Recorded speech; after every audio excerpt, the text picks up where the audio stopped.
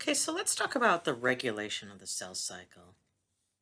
Now, the cell cycle, remember, part of it is cell division. So when cells divide, they produce more cells, right? So there's a point where you don't want to produce too many cells, or it can become a tumor, right? So you want to be able to control this cell division. Usually, when cell division is uncontrolled, overgrowth of parts of cells, right? So, or parts of tissue start to develop, and this can create a cycle. So, just a quick review. Remember, the cell cycle involves two major phases overall. We have the cell, which alternates between interphase and M phase. Remember, M phase is mitotic phase, and interphase is basically that phase which the cell is basically undergoing preparations for M phase. The cell can enter G0, remember that? So G0 is a stage where the cell can kind of be paused until it's ready to go again. All right. So remember, M phase involves these major cell division phases. We've got prophase, prometaphase, metaphase, anaphase, telophase, and cytokinesis. Remember, cytokinesis is division of the cytoplasm. Mitosis is division of the nucleus. They are two separate processes.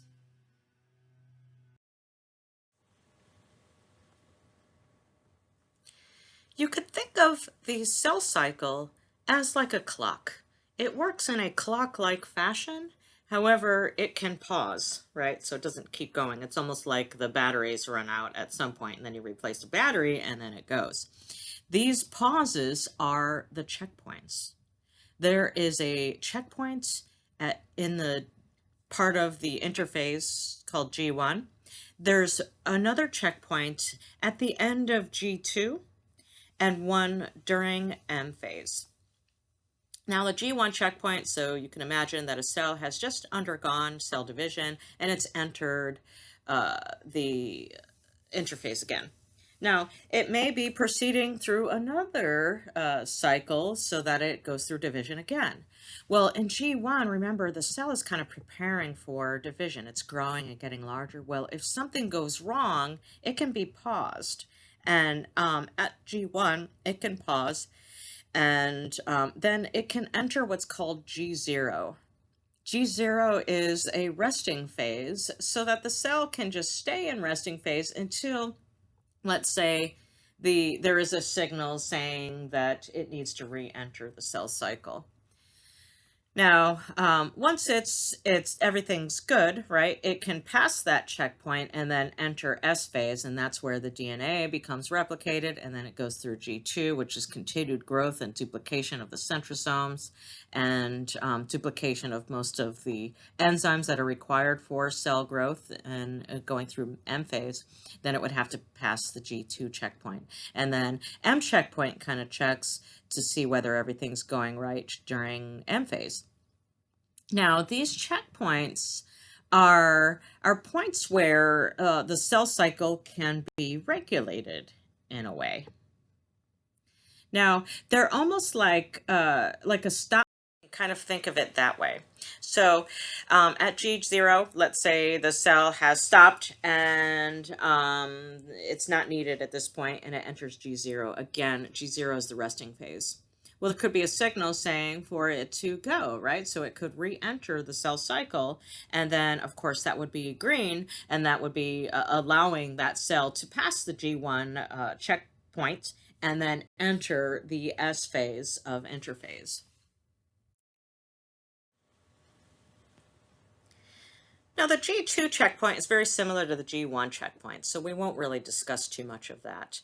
However, G2 checkpoint checks to make sure that all the DNA has been replicated and the centrosomes have been duplicated. If not, then it pauses, fixes it, and then it can pass the G2 checkpoint. Now, let's talk about the M checkpoint.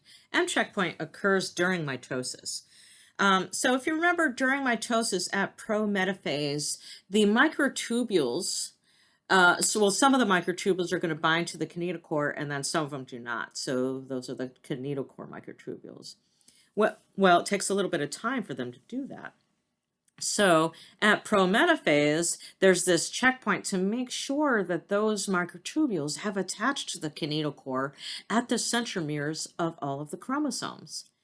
If this has not been completed, it pauses and basically waits for this to be completed. Now, if it proceeds, so this can happen, right? So the checkpoint isn't perfect. If the cell proceeds through mitosis through this checkpoint, even if the chromosomes have not been attached to the kinetochore, then some of the cells are going to have too many chromosomes and some of them are going to be missing some chromosomes. This is called non-disjunction. So non-disjunction can occur and can result in missing chromosomes or too many of one particular chromosome. Now, let's say that the cell has completed this process, right? Then the green go of the stop light or the green go light, right, is shining, and the cell can proceed through M phase, and then of course, completed the cell cycle and re-entering the interphase. So, if we look at the how it's controlled at the molecular level. Okay, so we have proteins and enzymes that help regulate this at these particular checkpoints. So, what happens is we have these two proteins. We have CDK and we have cyclin. Okay, CDK is actually an enzyme. It's called cyclin-dependent kinase. Okay, so we have cyclin-dependent kinase and we have cyclin.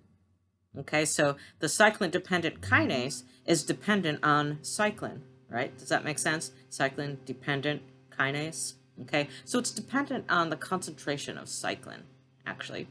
So cyclin-dependent kinase, or CDK, is present all the time during the cell cycle. So it's present at relatively constant concentrations. Okay, it's cyclin that changes. Okay, so what happens is once a cell passes the G1 checkpoint and enters the S phase of interphase, which is the synthesis of the DNA, remember that? Okay, the protein cyclin gets activated to be produced. Okay, so cyclin starts to accumulate. So it starts to increase in concentration. Once it increases in enough concentration where it binds to CDK, okay, then it creates MPF. This is maturation promoting factor. Okay, once MPF is formed, then M phase can proceed. Okay, so basically, part of the G2 checkpoint is the production of MPF, or basically enough cyclin to be able to bind to CDK so that MPF is formed. Now, MPF, once it's formed, this basically signals for the cell to continue through M phase. Once M phase is done, cyclin is degraded. So then it's no longer MPF, it's just CDK that's present. Okay, so once cyclin is degraded, then the cell has completed the mitotic phase and then is entering interphase. Now you can show the relationship between the concentration of cyclin and MPF with the cell cycle phases. So this has been seen. So here, the purple line represents the cyclin concentration, so that you can see the cyclin concentration is starting to increase until it's pretty much at its maximum in M phase, because it's at its maximum and it's basically binding to the CDK, so that MPF is at its maximum here during M phase as well. And then cyclin starts to immediately drop off. Okay, so when cyclin drops off, that means cyclin is being degraded. Okay, so you don't see it anymore by the end of M phase. So then MPF is not formed either, right? So once cyclin goes away, MPF is going to go down as well. So this continues, right? So you can see the increase in cyclin as as the G2 checkpoint is passed. So that starts to increase, reaches its maximum with MPF, because remember, when cyclin is in a higher enough concentration, it can bind to CDK, forming MPF, which is going to be at its maximum during M phase. Right. So you can see the relationship between these, and these, the accumulation and the degradation of cyclin helps regulate the process of the cell cycle. Now, there are growth factors that are released by some cells in multicellular organisms, typically. And these growth factors can stimulate cells to undergo cell division. One example is the platelet-derived growth factor, or PDGF. It's made by fragments that are in the blood. These are called platelets. And what platelets are basically fragments of blood cells.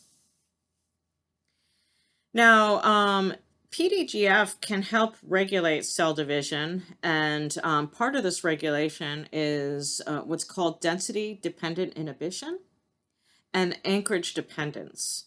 Okay, so these two things are very important in the regulation of cell division. Now, in your textbook, it goes over an experiment showing this density-dependent inhibition and anchorage dependence. Now here we have a sample of connective tissue, and this connective tissue is made up of fibroblasts, which are connected together by the extracellular matrix. So it's growing in a petri dish. Then placing it in liquid media with some enzymes to digest or basically break apart the extracellular matrix allows these individual fibroblast cells to grow separately in a medium.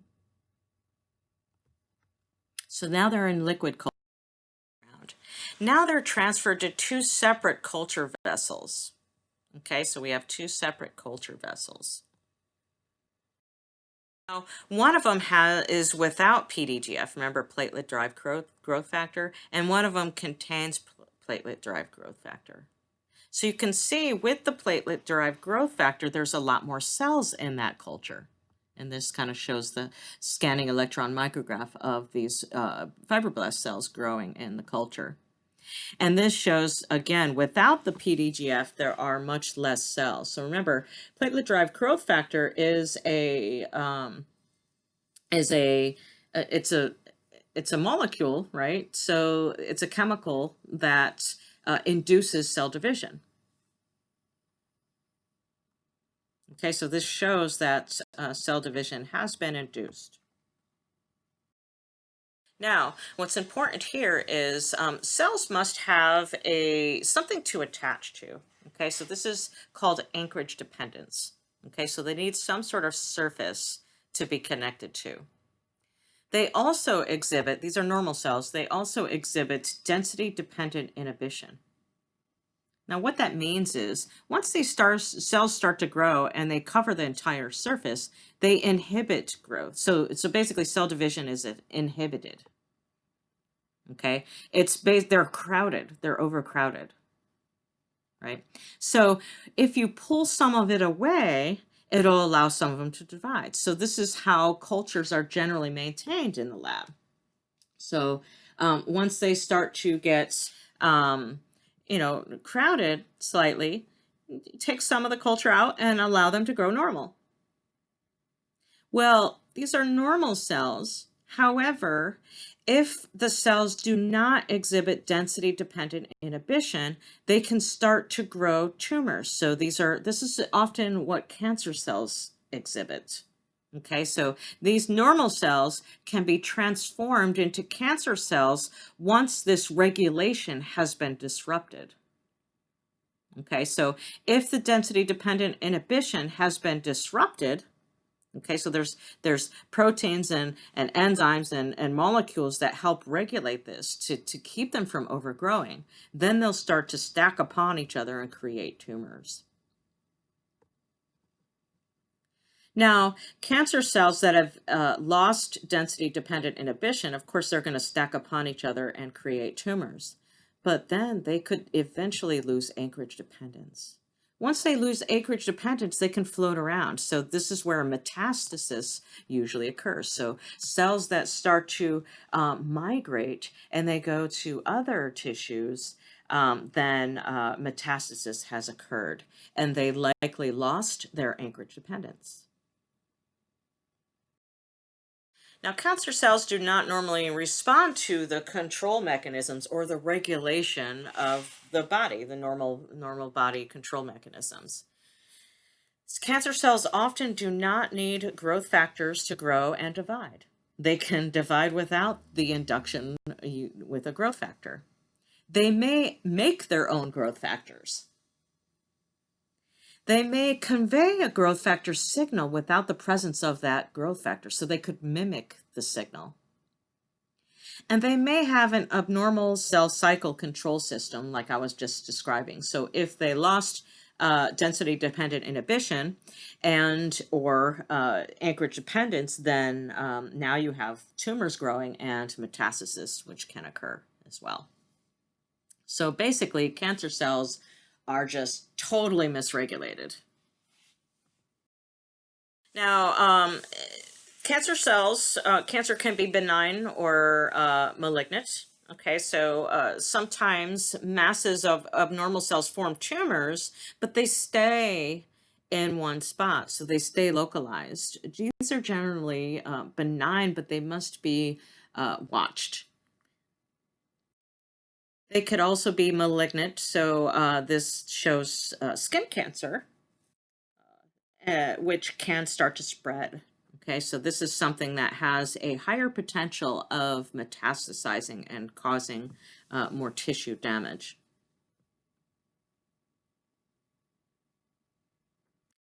Now, again, cancer cells are not going to respond to the normal body's control mechanisms, so they are going to overgrow. So often, I mean, sometimes even benign normal masses or benign tumors are going to be removed just to as a safeguard. But in all cases, the malignant tumors are going to be removed. And then often there is some chemical and radiation treatments which may need to be added in order to ensure that the malignant tumors do not reappear. All right, so I kind of talked about the regulation of, now, your textbook doesn't really cover a whole lot of the regulation. It's minimal, but it kind of gives you the basis of everything. So the cell cycle also has checkpoints and then certain types of signals, right? So we have internal and external signals. The internal signals are really just the checkpoints. And the external signals would be like growth factors, like the PDGF that we spoke about. And then I kind of talked about when things go wrong, right? So if the cell becomes transformed into a cancer cell, that means that ultimately the regulation and control of cell division has been lost in one way or another.